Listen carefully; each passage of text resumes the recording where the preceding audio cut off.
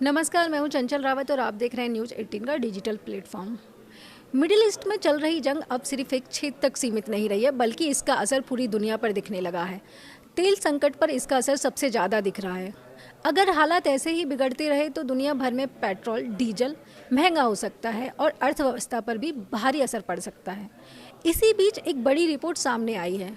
The New York times के मुताबिक Saudi अरब के क्राउन प्रिंस मोहम्मद बिन सलमान ने अमेरिका के राष्ट्रपति डोनाल्ड ट्रंप से बातचीत में ईरान पर ज़्यादा दबाव बनाने की बात रखी है।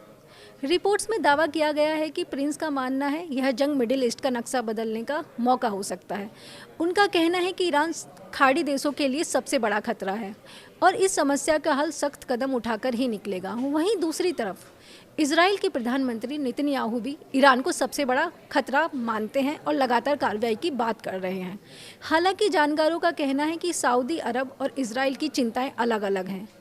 अब दिलचस्प बात यह है कि इन रिपोर्ट्स के बावजूद सऊदी अरब ने सार्वजनिक रूप से यह कहा है कि वह जंग को लंबा खींचने के पक्ष में नहीं है। सऊदी सरकार का कहना है कि वह हमेशा से इस जंग का शांतिपूर्ण समाधान चाहती है। उनकी सबसे बड़ी चिंता अपने लोगों की सुरक्षा है, क्योंकि रोजाना हमलों का खतरा बना हुआ है। ईरान पर आरोप है कि उसने बातचीत के बजाय टकराव का रास्ता चुना, जिससे सभी देशों का नुकसान हुआ है। लेकिन इसमें सबसे ज़्यादा नुकसान खुद ईरान को झेलना पड़ रहा है। इस जंग का असर अब साफ दिखने लगा है। अमेरिका और इजराइल के हमलों के जवाब में ईरान ने खाड़ी देशों पर मिसाइल और भयंकर हमले किए हैं। इसका सीधा असर स्ट्रेट ऑफ हार्मोज पर पड़ा है, जो दुनिया का सबसे अहम तेल रास्तों में से एक है। वह प्रभावित हुआ है। अगर ये रास्ता पूरी तरह बाधित होता है तो सऊदी अरब, यूएई और कुवैत जैसे देशों से तेल का निर्यात रुक सकता है और इससे पूरी दुनिया में संकट पैदा हो सकता है। वहीं डोनाल्ड ट्रंप का रुख भी थोड़ा उलझा हुआ नजर आ रहा है।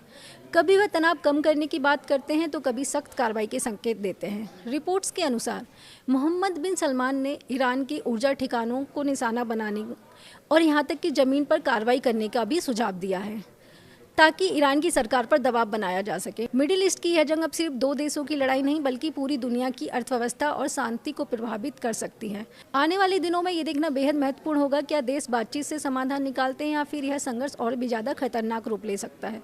धन्यवाद। आगे की खबरों के लिए देखते रहिए न्यूज़ 18 राजस्थान।